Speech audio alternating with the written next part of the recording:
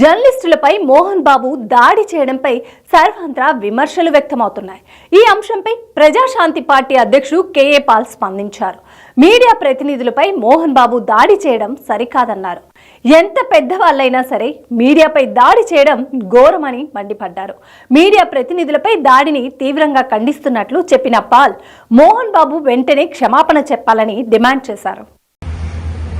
Media reporters పై జరిగిన దాడిని నేను తీవ్రంగా ఖండిస్తున్నాను.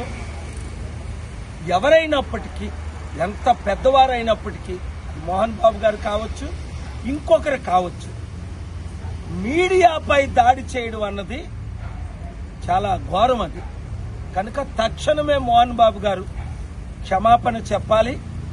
అలాగే ఈ చాలా దాడులు ఎక్కువైపోతున్నాయి మీడియా మీద. రాష్ట్రం అంతా, దేశమంతా, కొందరినైతే జైల్లోనే పెట్టేస్తున్నారు. దీని కొరకు ప్రజాస్వామ్యంలో మీడియా బ్రతుకుంటేనే మనం బ్రతుకుండేది.